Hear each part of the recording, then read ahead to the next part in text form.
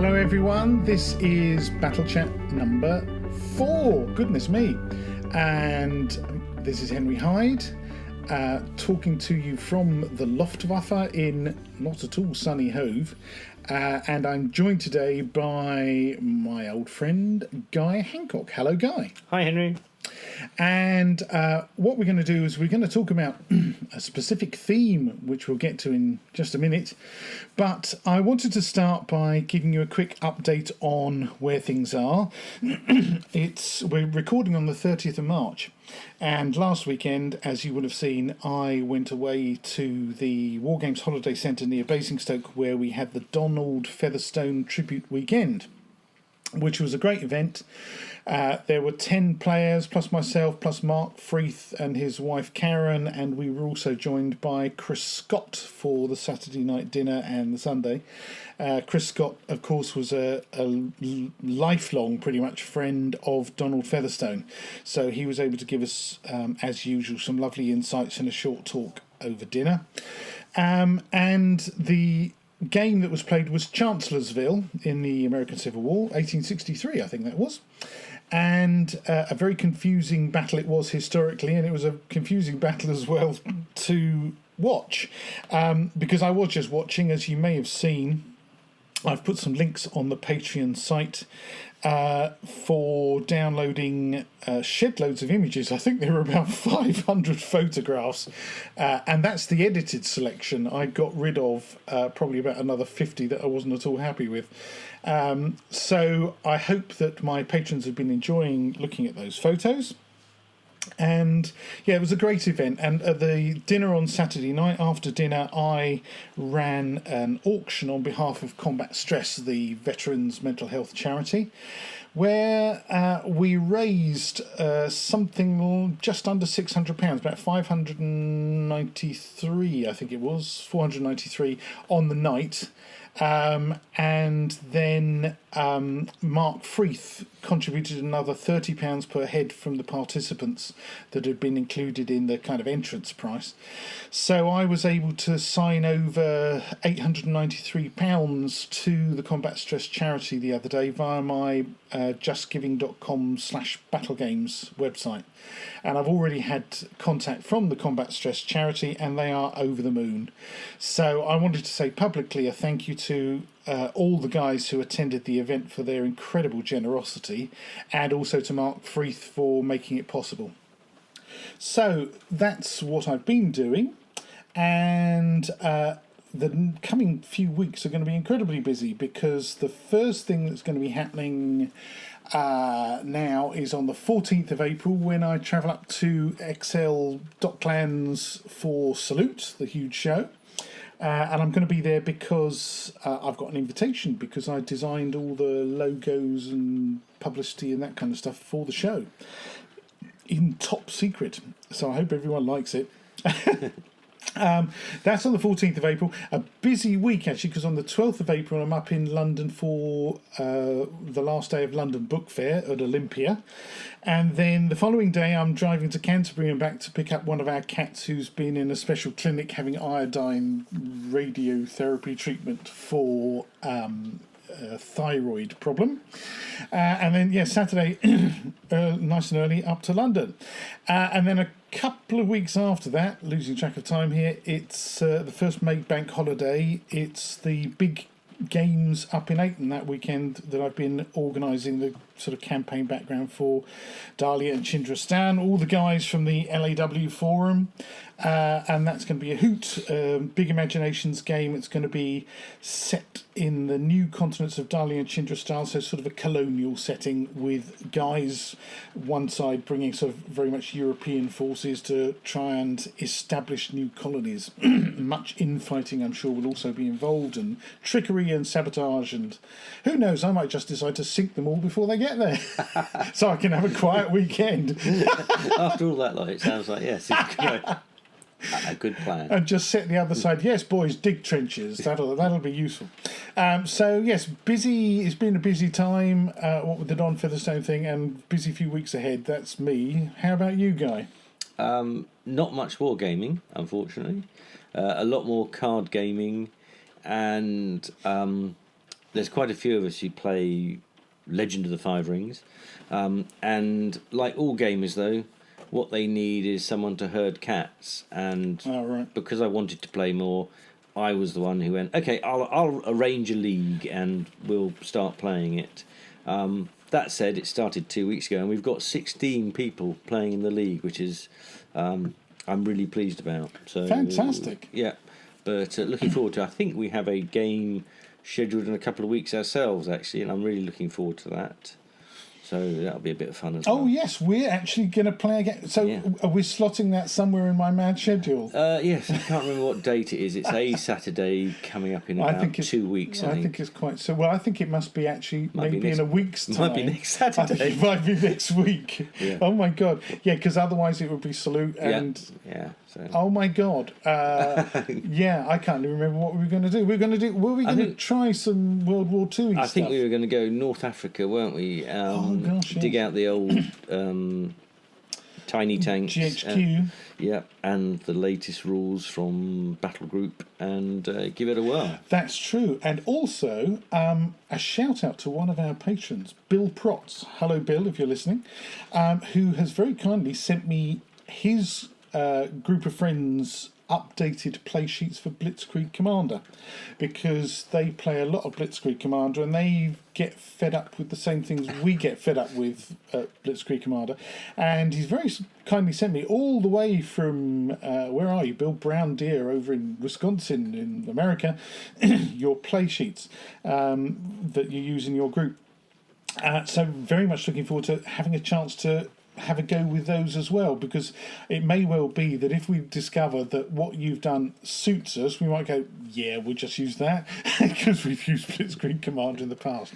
So that's fantastic, Bill. Thank you very much indeed. And anyway, so World War II is kind of opposite. We've sort of historical wargaming. That's what Guy and I are going to be playing a bit of, because we actually haven't played a fantasy game for quite some time. And actually, I think, did we allude to it last time?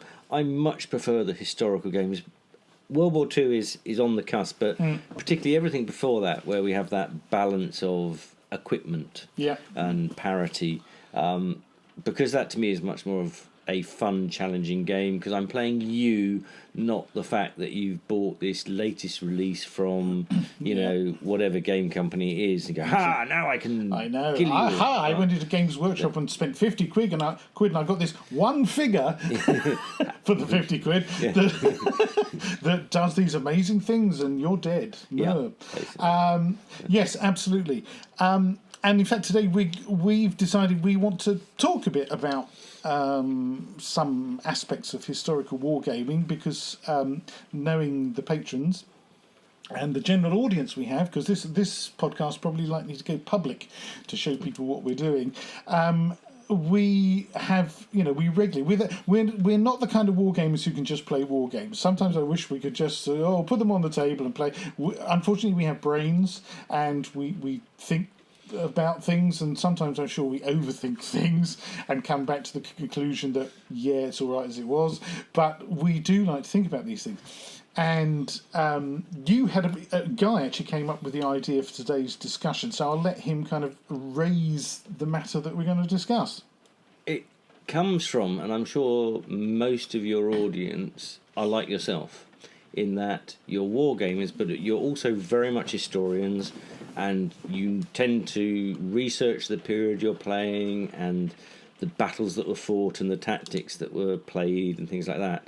Whereas I am a self-admitted Philistine in this respect, in that I go, no, tell me how far that gun shoots and how far that cavalry can move. Which means that I come at the game from very much the perspective of a game. And therefore I don't have that historical knowledge to play with, and it led me to wonder, how important is it that historically accurate tactics are either used by the players or enforced by the rules, or is it just a case of going, yes, I know they wouldn't have done that, but actually why not? Because obviously that's my thinking on it. I don't think, I wouldn't have put my cavalry like that if I was there at that time. I'm looking at it from my own acquired knowledge from other gaming and going, oh, if I do this, I think that will work? Yeah, it's a really tricky one. Excuse me, frog in my throat again.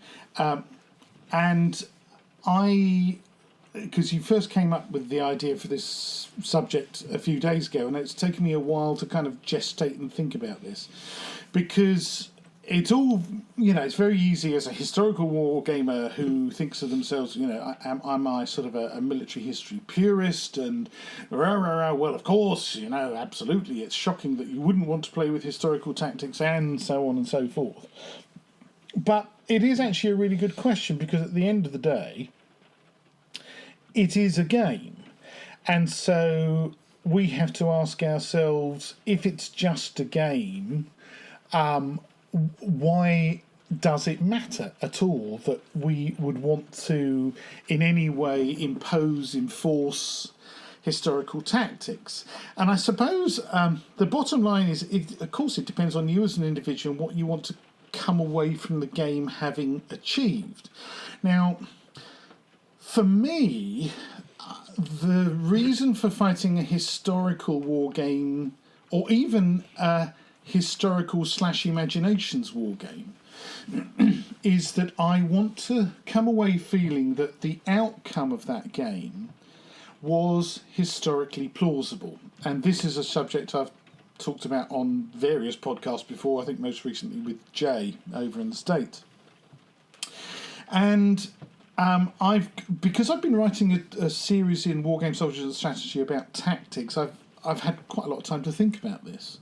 About, here I am explaining what I think, if you use these tactics in your war games, the tactics that are appropriate for your period, you should be more successful than if you don't use those tactics. And it's often the games that are least satisfying are where you feel like someone's come away just completely using their hindsight about, I know they did that, but if they'd done this, you would have wiped the floor with them. But then, it's particularly, obviously, if you're doing a refight of a historical battle, and you haven't set the right preconditions that were the conditions that the commanders on the day actually faced, kind of what's the point? You're just using the terrain and forces, but you're not actually fighting that battle.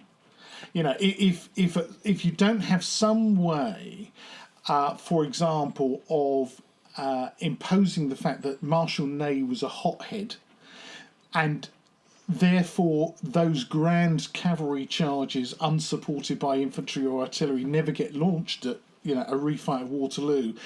Well, you haven't refought Waterloo, you've just used the terrain. But I've got a better example, if I may, because I could see you wanted to interject there, Guy, but there's something specifically I've thought about, because I've been writing the most recent articles about cavalry tactics. And last weekend I was at the Wargames Holiday Centre where they fought Chancellorsville, where actually there was almost no cavalry. The cavalry basically didn't turn up. There's a lot of American Civil War battles where the cavalry didn't turn up, or it was overwhelmingly infantry. The number of big cavalry battles is tiny, really. Brandy Station is kind of the notable one. But the Americans used cavalry, generally speaking, in a completely different way to the Europeans.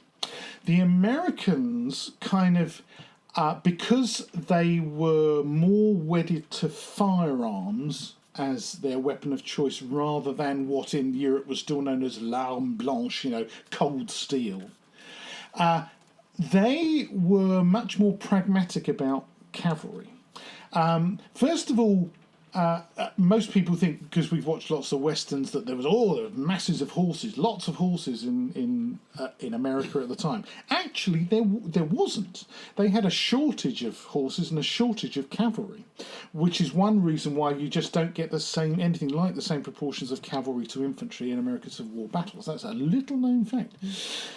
Whereas in Europe, we had a lot of cavalry. We had all that magnificent pasture stretching everything from, Ireland in the west all the way through, the Central Europe.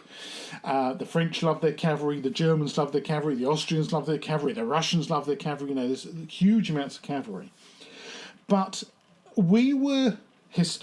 technologically speaking, we were still stuck, not quite in the Dark Ages, but we were really had a major problem with the emergence of new lethal technologies that the old guard, almost literally, didn't want to accept. That the commanders in Europe insisted still on lining up their men in brightly coloured coats in dense formations, marching them into the teeth of now utterly lethal weaponry. The emergence of the machine gun, like the mitrailleurs in the Franco-Prussian War, the Prussian Dresden needle gun, rapid firing, rifled muskets with much more accurate over much, much longer ranges. And in America, on the other hand, they they sussed this out, so they started spreading their formations out more. And cavalry in particular behaved more often than not as mounted infantry, particularly on the Union side. Gettysburg is a really good example where Buford took his cavalry division and dismounted them in the face of the Confederate advance and basically saved the Union's bacon on day one of Gettysburg, because he realised that his men dismounted in cover with repeater carbines could hold off for quite a long time. And my enjoyment of American Civil War games when I played them in the past, and I haven't personally played an American Civil War game for quite some time. Let's not talk about the 10mm Pendragons. Okay. But I used to play it a lot, and one of the things I loved about ACW cavalry is even if I only had a regiment, like, okay, there's a farm in the middle of the battlefield, right, gallop that cavalry to the farm, dismount, repeater carbines, hold off anything that comes, because then the opposition is forced to that awful conundrum that we have as wargamers tactically, and there's a genuine historical one. Do I bypass that strong point that's now right in the middle of my formation, or do I send in the troops to try and take it at potentially huge cost? And in fact, another one of our patrons, Paul Wiskin, had a grueling weekend at the Chancellorsville game, because they're on the let's have a think, that would be the western edge of the battlefield. There was a farmhouse that David Hill, one of the American visitors who came over, just stuck a unit in there, one unit, and it took Paul, I think it was 10 moves. Basically, he had an entire brigade and 2 batteries of artillery pretty much in the front garden. His dice rolling was appalling. It has to be said. Even canister rounds were flying wide. It was just ridiculous. But it just proved exactly that point that, one of the things that, cavalry's great for in the ACW, dismount them, stick them in a farmhouse or something. They can be a real pain in the backside for the opposition. Whereas at the same time, in the 1860s, War of 1866, huge battle of, Königgrätz and what have you, and then the Franco-Prussian War, a number of classic examples, particularly the Franco-Prussian War, where both the French and the Prussians still thought that, I'll save the day by charging with my cavalry. And they got massacred before they got anywhere near the opposition. Absolute carnage. But somehow in Europe it took us a hugely long time to learn that lesson that, guys, sorry, you might look magnificent, but you can't do that anymore. The glory days of cavalry charges have passed. Is that because the European cavalry was seen as a man with a sword who happens to have a gun with him, whereas the American cavalry was a guy with a rifle who happens to have a sword with him? I think that's a really good point. I think the technological leaning in the States is definitely towards the gun. So the carbine, of course the revolver, the double-barreled sawn-off shotgun, which the Confederates liked.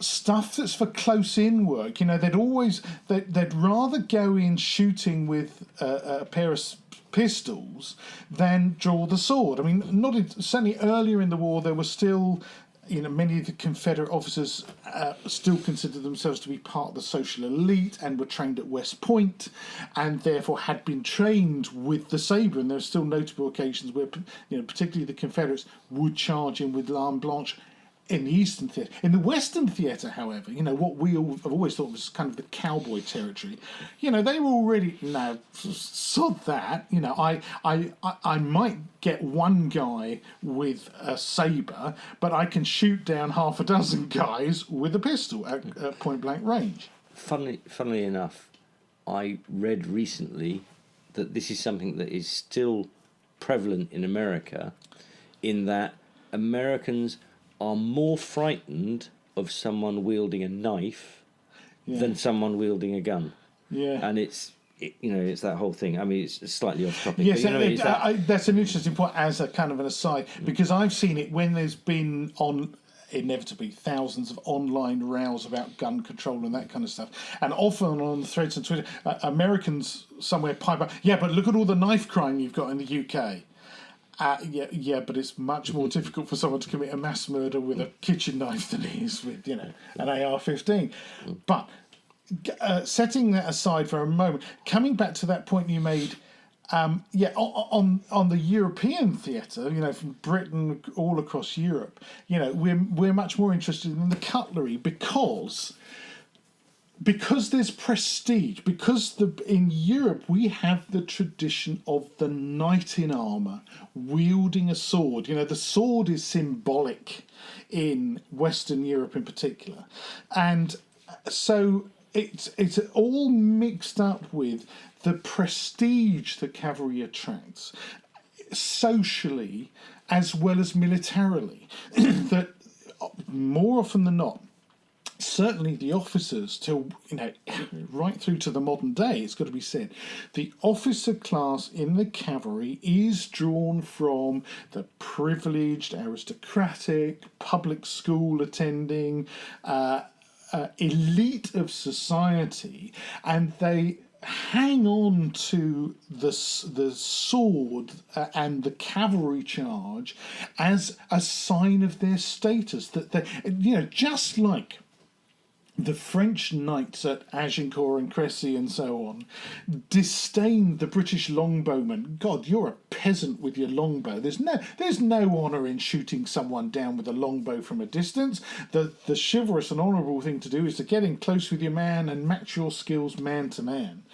And that tradition persists in Europe right up to the First World War, for sure. When the last cavalry charges are in the First World War, really, and even a couple later. But America doesn't have that tradition. Sorry, I was just going to say, and presumably you could follow that further east to the whole Japanese martial tradition. Okay, not so much on horseback in that way, some, but the whole veneration of the sword and the swordsman and class. Yeah, I mean, there's a whole discussion to be had maybe one day about weaponry and the kind of iconography associated with weaponry, and even religious associations, Christianity, the cross, and which is the sword hilt as well, and so on and so forth. We're sort of travelling slightly off point here, but hey, it's our podcast, we can talk about it. But so the point I'm making there, coming back to our war games, is that it would seem, I mean, it does occasionally happen, and funnily enough, David Hill, one of the Americans who came over, conducted more small unit cavalry charges in an American Civil War game than I think I've ever seen. In Black Powder's Glory Hallelujah supplement, there's a Follow Me rule, which basically the general season opportunity, it's reproducing coup d'oeil as it's known. A season opportunity grabs the unit, says literally follow me, and they do this massive move. It's like the equivalent of 3 moves. So they dash. In the case of cavalry, cavalry can move, I think it's 18 inches a move. So this is 54 inches at the Wargames Holiday Centre. With massive 4.5 feet move, and suddenly David's opponent, Mel Jenkins Welch, who is also one of our patrons. Hi Mel, hi David. But there were more cavalry charges than I've seen in an American Civil War game in a long time, which struck me as very unusual because I'm more used to seeing cavalry being used more cautiously, or if it is being used audaciously in an ACW game, it's, yes, right, I'm galloping to that point, dismounting, okay, we lose a quarter of the unit as horse holders, but man, we've got repeater carbines, bam, bam, bam, bam, bam, bam, okay.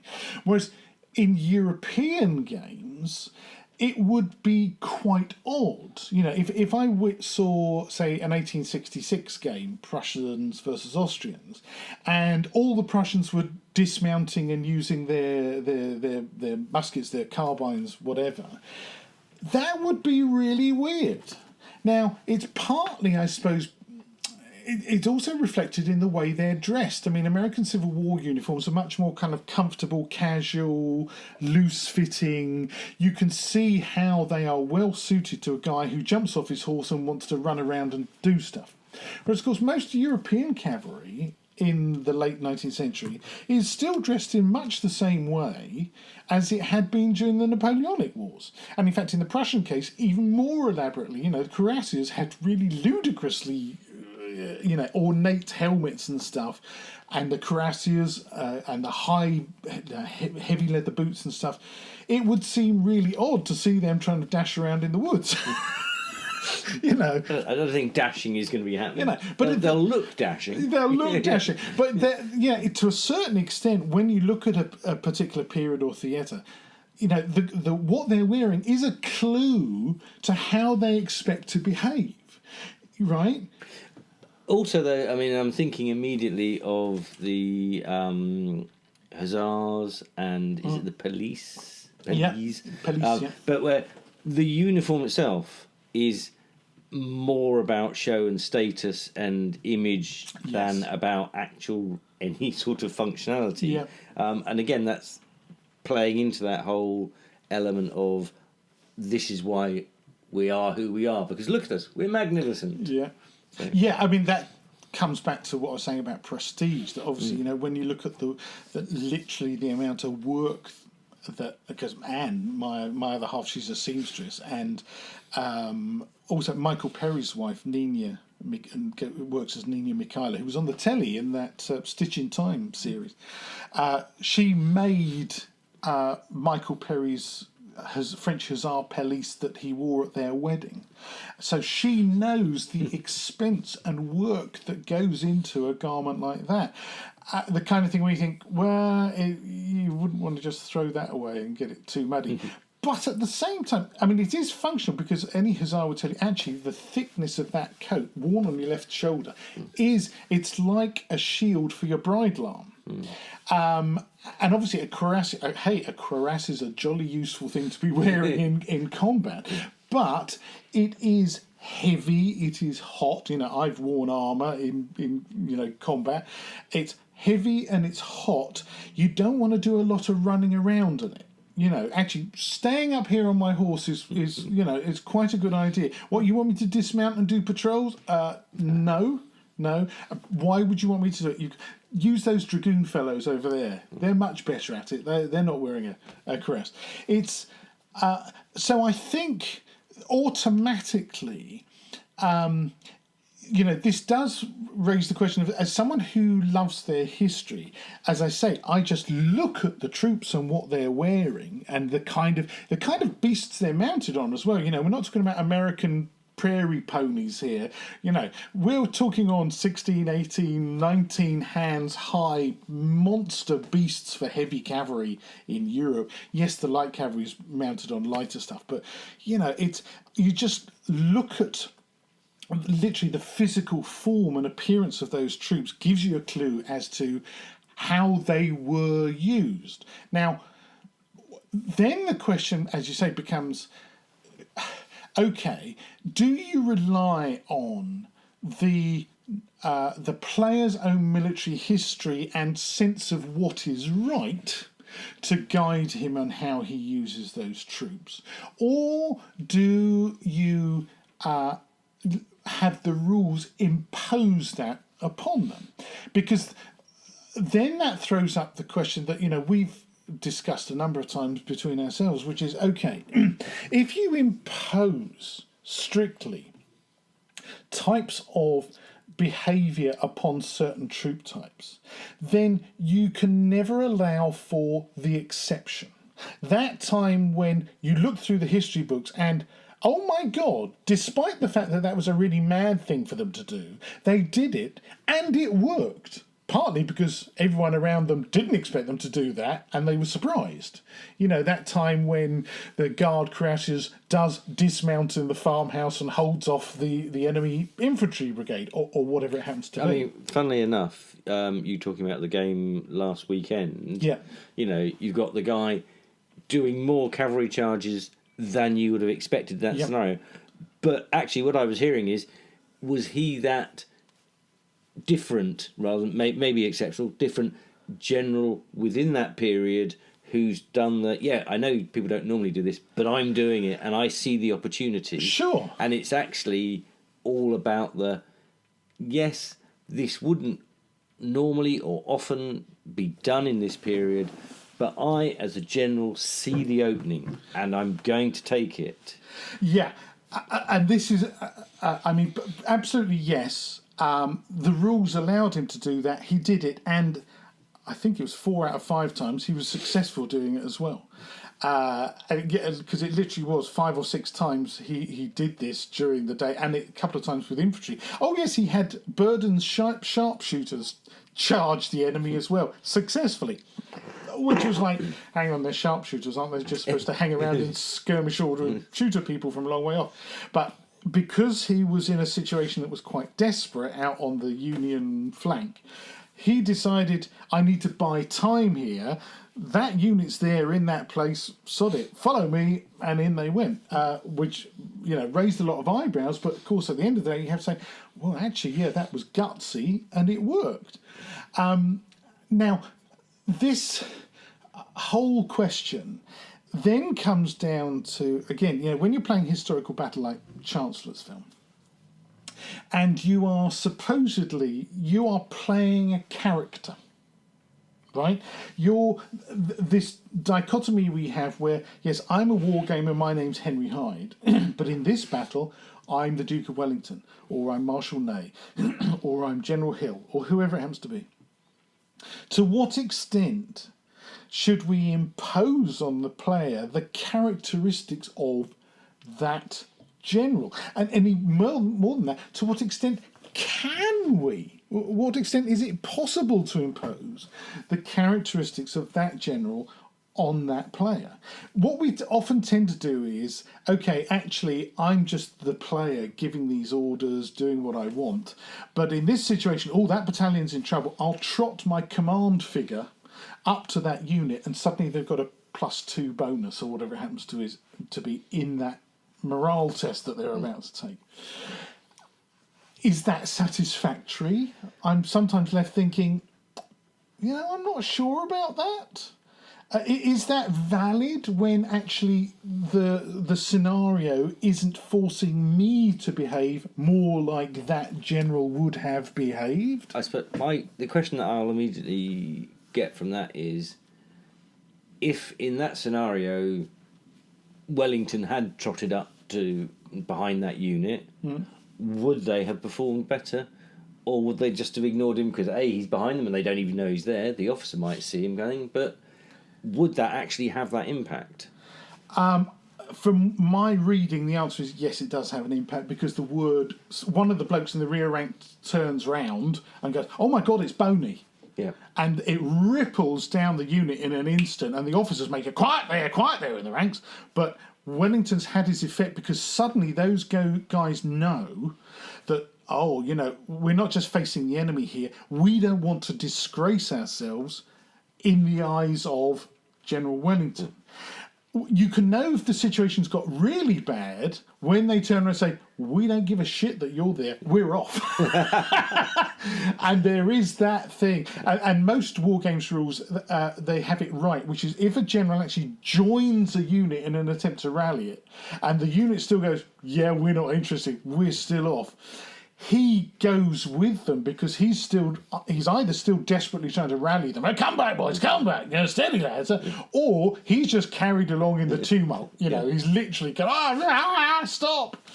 But I mean, so that, I think we cover that aspect, and I think that's fair enough that the general would, you know, and certainly, you know, I'm thinking about on my shelf up here next to us, we've got Bruce Quarry's Napoleon's Campaigns in Miniatures, where he lists all the different nationalities' generals and, you know, the pluses or sometimes even minuses that they might give to a unit's morale. Of course, Napoleon's a +4 or something like that, and Wellington's a +4, whereas other generals, they have a more moderate influence. So I don't think that aspect so much is the problem.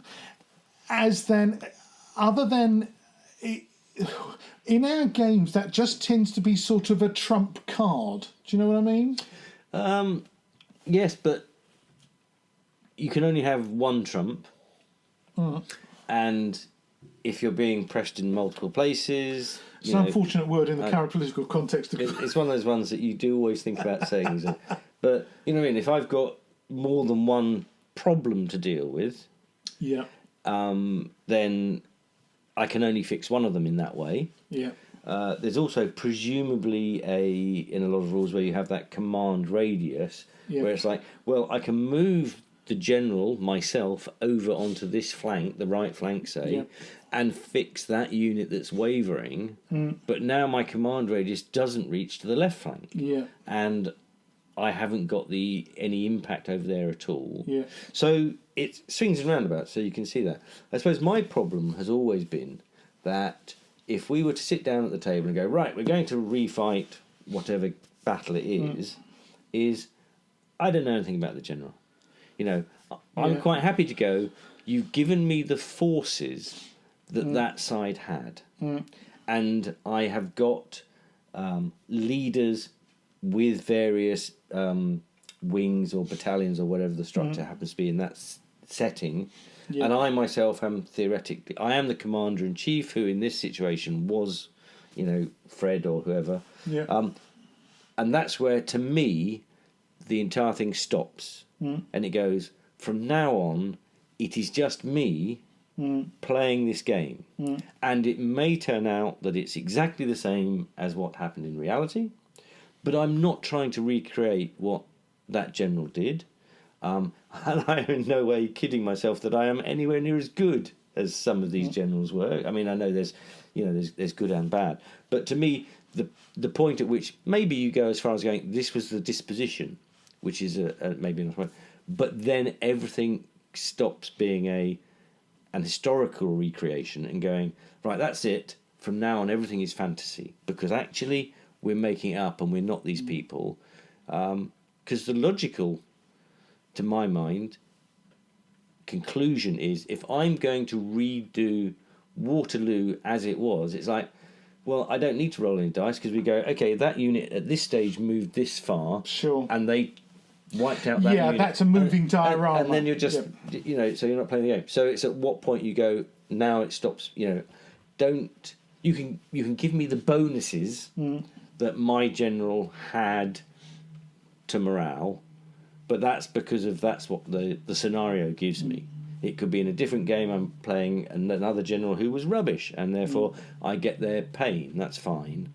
But yes, at no point am I ever, that's me, I'm him, we're as good as each other. Yeah, that's and I think, I mean, what this throws up is that this is always going to be the discussion point about historical wargaming, is to what extent do you impose the history or not.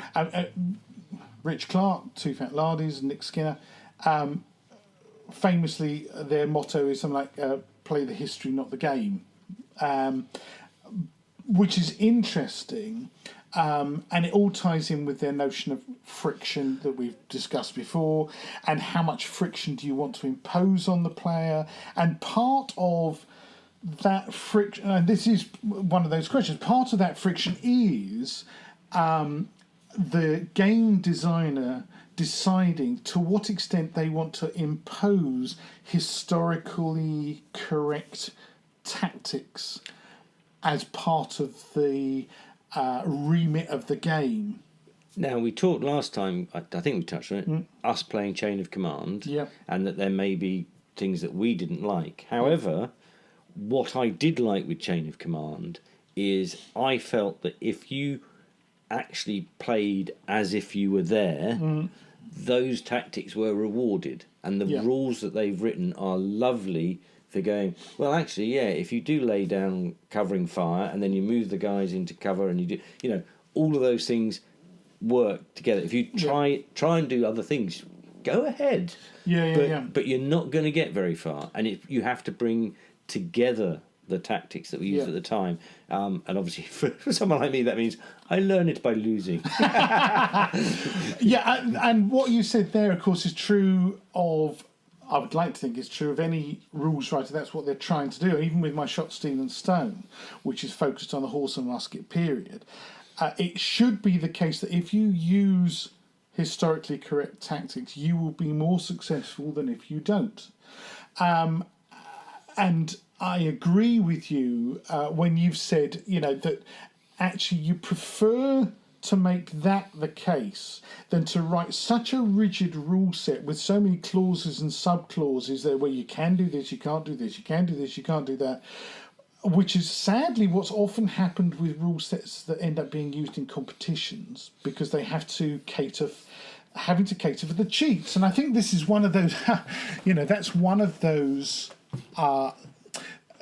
aspects of wargaming that kind of comes into a discussion like this, because you want to make it possible for a player to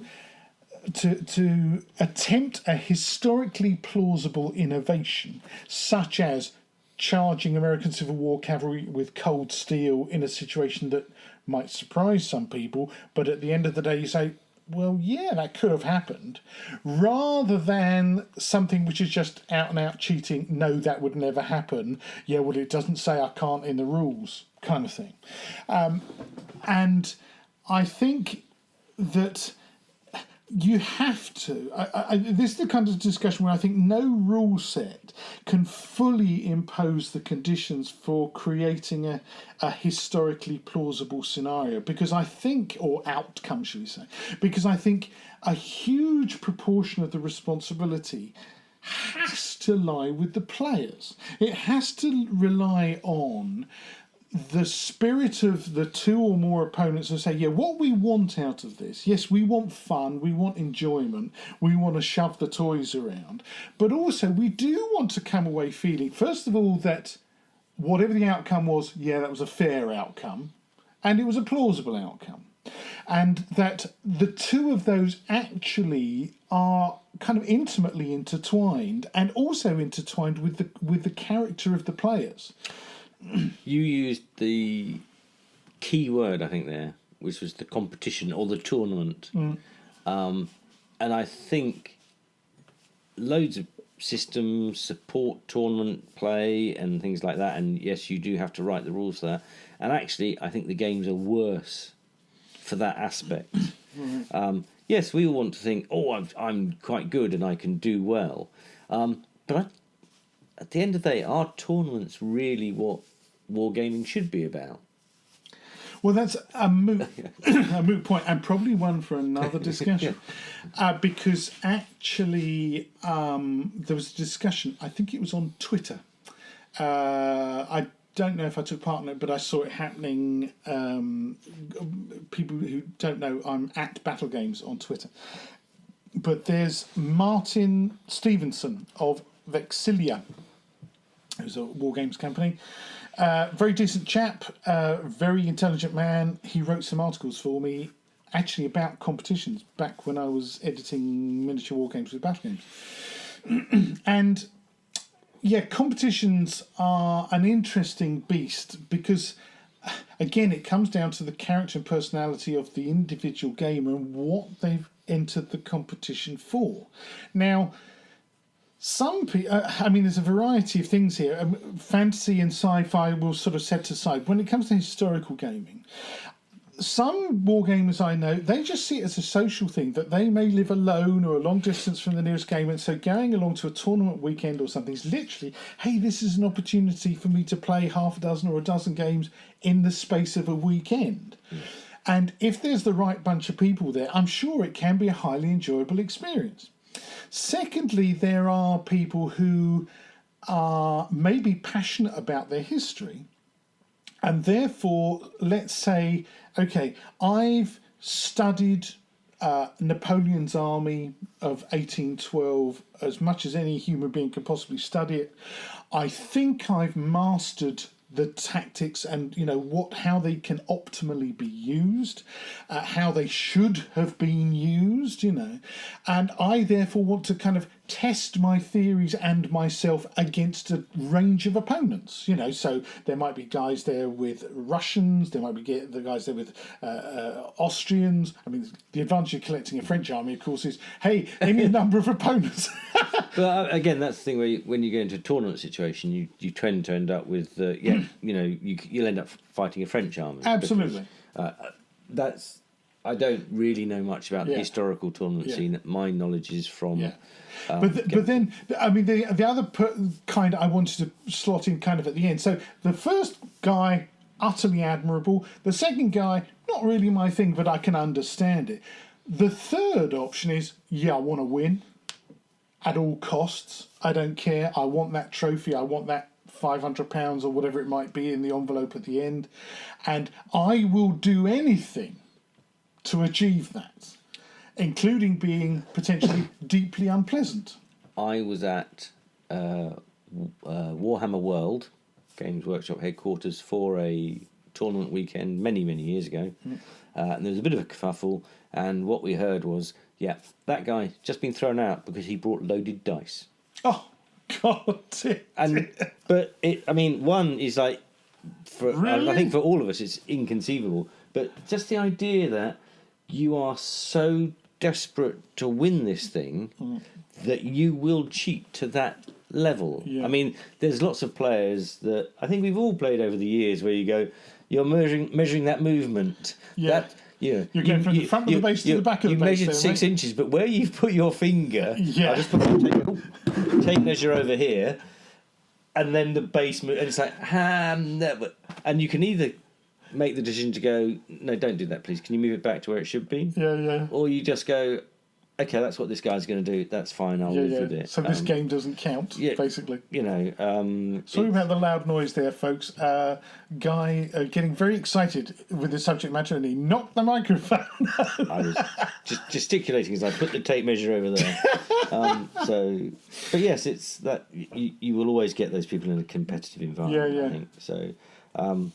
I guess what I would think of in this situation is, if it is physically impossible, or it's just not going to happen. Yeah. And the example I can think of actually is when we started playing 7 Years' War. Yeah. And I created the Grand Battery. Oh, yes. But because, to my mind, it's like, no, but if I put all my guns here, much better for me. Yeah. Now, if the period is such that you can't do that because of the way the artillery was supplied, so when we're talking about War of Spanish Succession maybe, or whatever, it's like going, yes, the rules should and could say you can't do that. Yeah. And I think I'm happy to do that. That's fine. However, if it's something like, well, it didn't really happen that generals did this kind of tactic. Yeah. Well, but that don't stop me, because it's still plausible. Absolutely. The Grand Battery thing. Oh, that's very apposite. The guys who are listening who've been at the Ayton weekends will remember it was I can't remember if it was the last Ayton I did or the one before, where a grand battery happened, and it really stumped me because. And I'm the guy who wrote the rules, and of course I hadn't put anything specific in the rules about a maximum of 4 gun models within 500 yards of one another or whatever, and of course at a certain point in the 7 Years' War, Frederick the Great in particular did start forming much bigger batteries with his artillery. But it just felt wrong. And the guys who were on the receiving end of it were like, whoa, hang on a minute. This, the setting is supposed to be kind of Wars of the Austrian Succession, 7 Years' War, mid-18th century period. This is feeling much more like we've just come up against Napoleon. And it's a subtle thing. And it comes down to, but it does. I mean, actually, what was laudable about it is it showed that the guys playing, even though it's an imaginations game, they knew their history enough to know, do you know what? That doesn't feel right. We shouldn't do that again. And it was their decision that we shouldn't do that again. In the next 8 I organised, some of the guys felt that the artillery, for whatever reason, it's one of those things that can happen in a game. Artillery can either feel, oh God, it's useless today, or my God, it's massacring everything in its path. They decided to halve the casualties from the artillery on their own, devices. And again, I thought, well, first of all, that's incredibly gentlemanly of them. And secondly, again, I'm really happy because that gave them a sense that, oh, do you know what? That artillery seems to be causing a much higher proportion of casualties than it would have done historically, which is, fantastic. You were going to say? No. I think that's what I would always be happy with. And actually, at the end of most of our games, I'm listening for you to make the pronouncement of whether you feel that the result was historically plausible.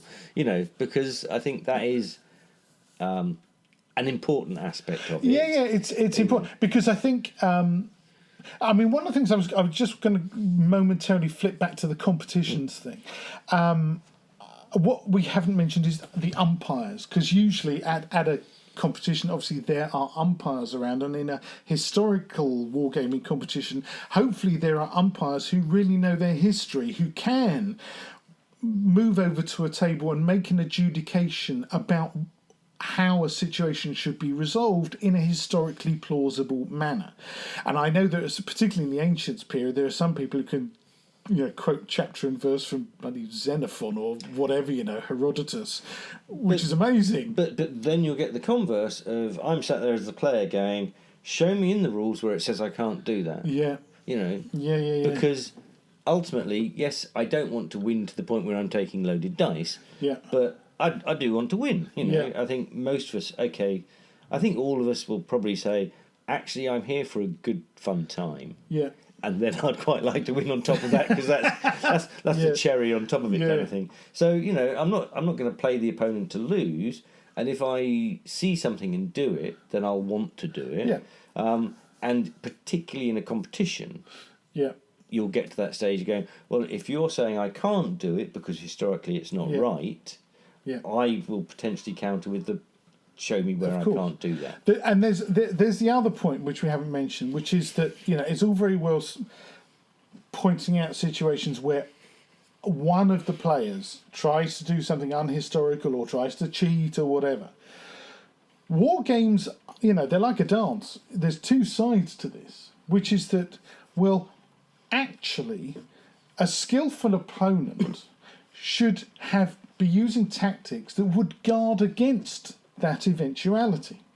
If a player leaves himself open to something, leaves an opportunity for the opponent to do something of this kind, you could say to a certain extent it's their fault as well, because they've sort of invited it.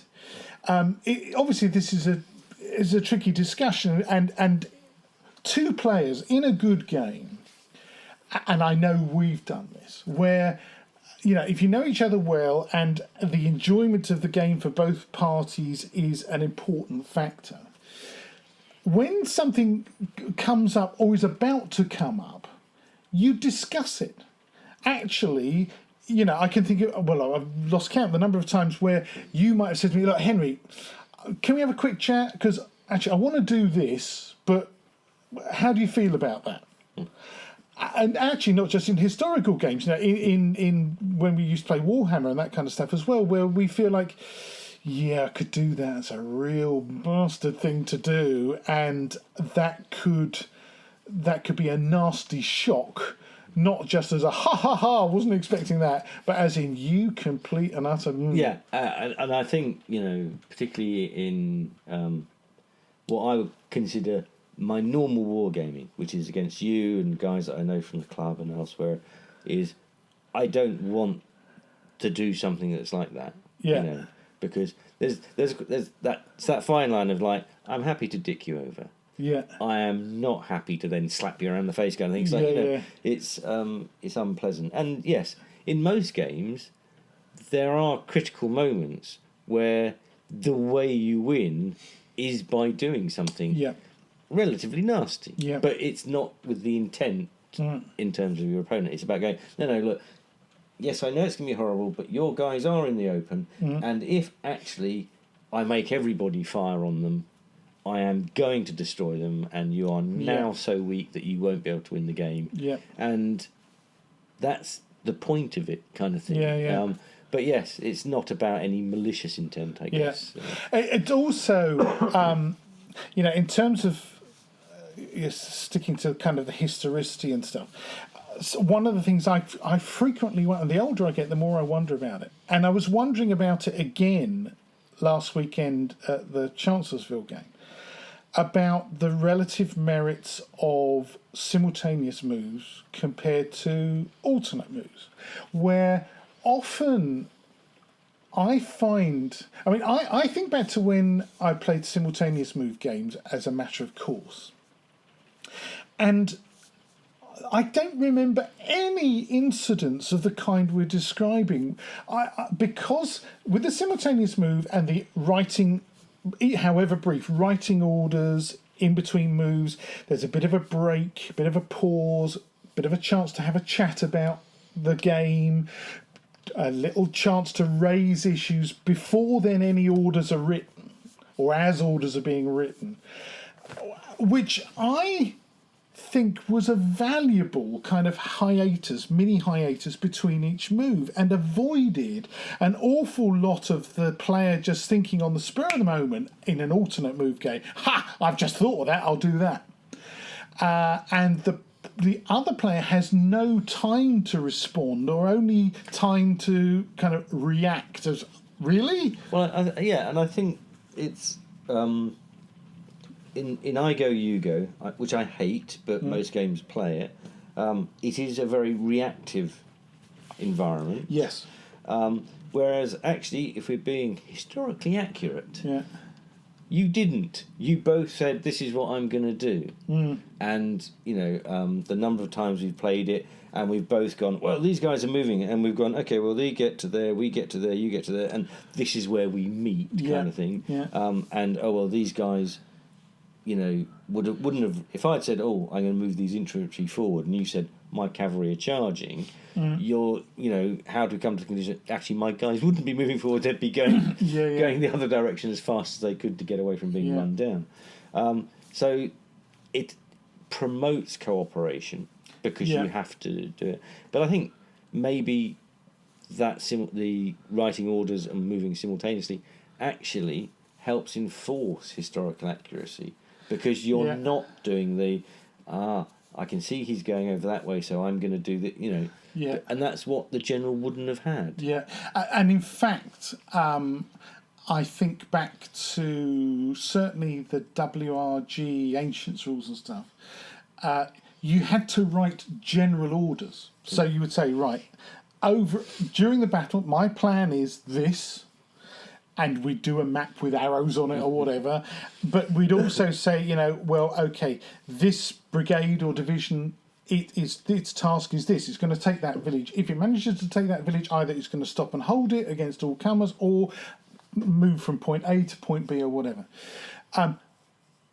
In a big game like Chancellorsville at the weekend, it's quite interesting because I can see the counter argument, which is actually, it was historically speaking, it was an immensely confused battle. You know, there's lots of woods and stuff. People lost contact with one another, and that's what happened on the day in the game as well. It was enormously confused. Also, this other thing that happens with big multiplayer games, where in spite of the fact that what you're supposed to have is a commander who issues orders to his sub-commanders who then do their thing, what you actually have is 6 guys each sticking to their own, 6 feet of table or whatever it is, and having a little mini game all of their own. And sometimes someone bumps into them and says, "Oh," it's almost like, "Oi, what are you doing here?"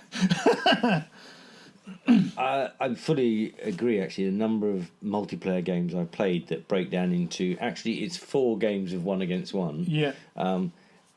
But is some of that the nature of us as gamers, in that we're nice people? Because what we don't do is go, great, they're going to deploy like this. We're all going to shift down here. So your guy on that flank, he's got no one to fight. Yeah. And you're there for the weekend. His weekend is ruined. Yeah. Because we've stolen the march on him. Yeah. Now, for generals, and in reality, you'd be going, great. Yeah. For your mate on the other side of the table, you're going, well, we can't do that. Fred's paid to be here, and we're just leaving him with nothing to do. So that would mitigate some of that and go, well, really, we don't want to fight him. But actually, we need to. It's kind of odd. One of the people I want to get on the podcast, a couple really, Mark Freeth, who runs the Wargames Holiday Centre and therefore has witnessed huge numbers of multiplayer games, and Dave Brown, who wrote General de Brigade, who's also organised many big multiplayer games, Waterloo, Leipzig, name them all, because I think that is a whole subject for discussion on its own. The merits of the multiplayer game. Do they facilitate more or less historically accurate games?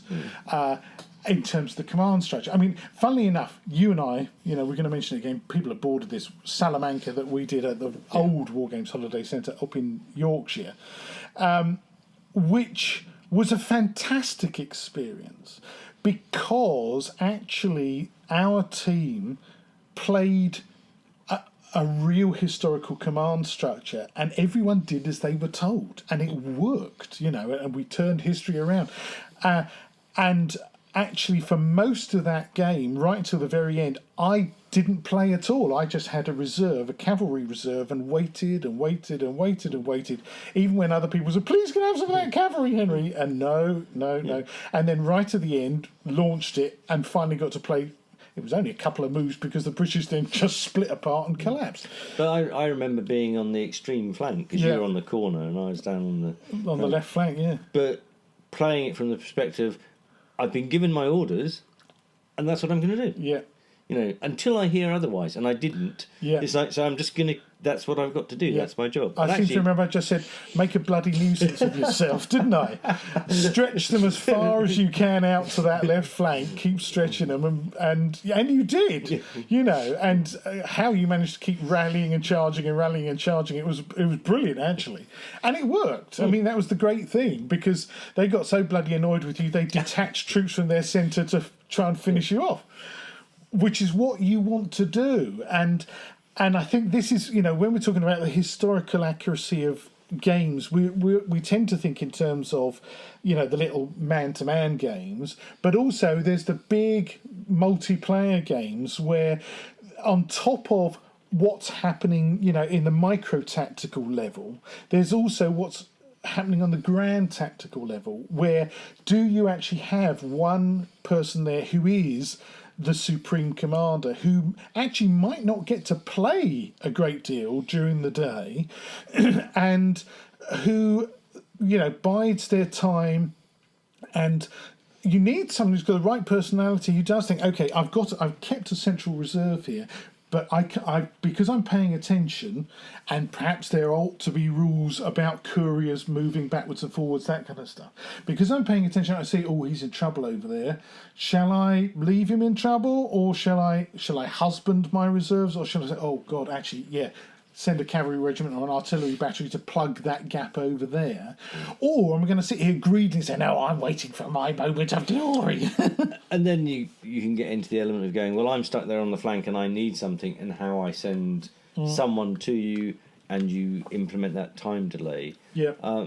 As we've been speaking about it, I've just been thinking, looking at that multiplayer game where actually the figures on the table are almost, step 3. It's all about the command structure and your overall strategy, and then in playing it tactically and how the communication of that command team works before you even get to moving the figures is actually more and more appealing, and maybe is something that leads to more historically accurate results. And the other thing is, I mean, obviously at the moment we've just been talking about miniatures games, and in the last sort of 10 minutes or whatever, we ought to touch on the fact that there are things. There's more and more crossover nowadays between miniatures gaming and board gaming in particular, and the kind of command mechanisms like card-driven stuff, like dice-driven stuff, both of which the Lardies have used. We keep mentioning commands of colours, or at least I do. And the kind of gift that can give us as gamers, where you have an additional mechanism. So it's not just the players writing their orders and doing what they want to do. They're having a structure and limitations imposed upon them by an additional mechanism, such as a deck of cards or a particular type of dice, like the command dice in Chain of Command and so on. And I think that can be valuable but it can also seem disruptive. And I keep mentioning commands and colours, where this situation where, okay, I think I'm a reasonably good general and I know what I want to do and I can see the opportunity to do it, but there's so much friction imposed on me by the cards in my hand, because I simply haven't got a card that relates to all those forces I've amassed on my right flank, that I can't actually put it into action. Now, someone who's a ludological purist might say, aha, well, that's friction in action. That's absolutely right. That commander may have been brilliant and wanted to do that, but for whatever reason, because he lost his shoe, he couldn't do that, right? But there's part of me that thinks, yeah, but then what was the point in me going to all that trouble and playing the game in the first place? If part of the enjoyment is doing my damnedest to outwit Guy, for example, and I've spent 10, it's a 12-move game, I've spent 10 moves ready to spring this trap, and then because of something stupid, I can't spring it. How deeply unsatisfactory is that? Yeah, that's when you go, I'm out. I don't, Yeah. So I think the point is that as a rules writer, it's very easy to get carried away and think, oh yes, I can think of all sorts of ways and mechanisms that I could try to make sure that Guy behaves exactly like Marshal Ney at Waterloo. But at the same time, that may stymie your own tactical ability. As you say, that at the end of the day, you know what? I'm not Marshal Ney. I'm not the Duke of Wellington. I'm not Aristophanes or whoever it might be. And therefore, part of our enjoyment, part of the satisfaction, part of the gift that wargaming gives us is that opportunity to say, yeah, well, if it had been me, what I would have done. Because otherwise it does just become, if you like, a historical reproduction. It becomes a moving diorama of what actually happened. At what point does that crossover take place between, we've imposed the historical restrictions, we've imposed the limitations of, you've got the troops that historically were there, they're armed in the way that they were historically, they're armoured in the way they were historically, they've been trained. There are limitations in what you can do simply because, infantry aren't trained to run 2 miles and when they charge, because they'd be exhausted when they get there. Although, of course, there's the exception. Oh God, I'm already thinking. But there is the exception of going, these are my trained line infantry who've been, fighting this campaign for the last 5 years, and here's my militia from the local city that I've got in, Yeah. and the reliance on what you can expect from each of them. Yes, there will be situations where the militia perform fantastically and surprise everybody, but I think that's the sort of thing that actually is on a dice roll. Yeah. That says, oh look, we've rolled a 6 or a 9, whatever it happens to be, and yes, they are outstanding, and who knew? You know, everyone had assumed they would be terrible, and that's, I think, not only historically accurate, because on occasion they would do, but also acceptable within the game, where because as the commander or the person on the receiving end, you don't know. Yeah. You know, you just think, they are militia, but they could. But it's unlikely. Yeah. But they'll, and maybe then you're getting into the realm of, and this is not something for today, probability. Yeah. We'll come back to probability. That's one for another.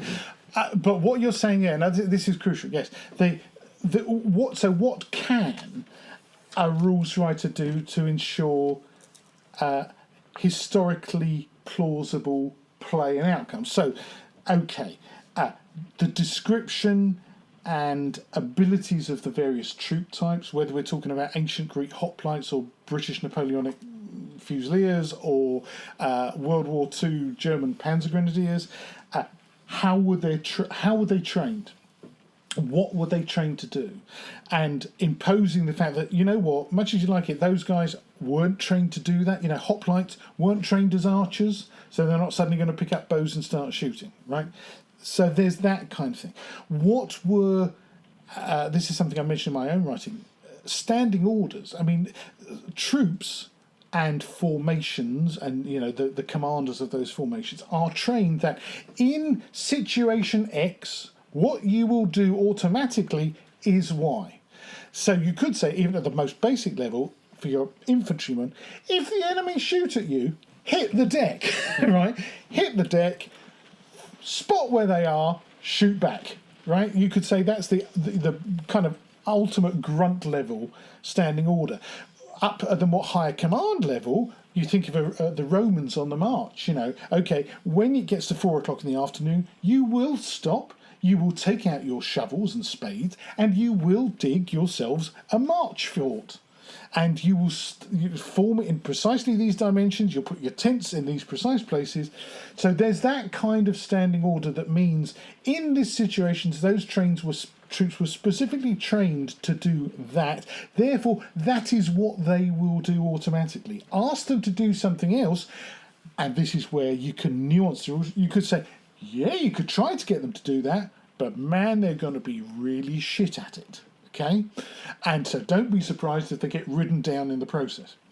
There's the other, you know, the way that commanders behave, you know, how much training, because there are certain kind of tribal leaders who might emerge as generals of their armies, but they've had no formal training. It's all on gut instinct. Compared to, if we stick in the ancients period, you know, the Roman commander who's come up through the ranks. Man, he knows what he's doing. There were still occasions where they got caught out, you know, marching in column through dense forests in Germany. Not a good idea, necessarily, right?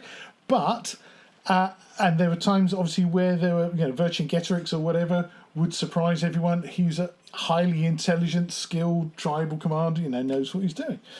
So there's that level. But there's also kind of what you've been alluding to there, which coming towards the end of our discussion, I think is a critical factor.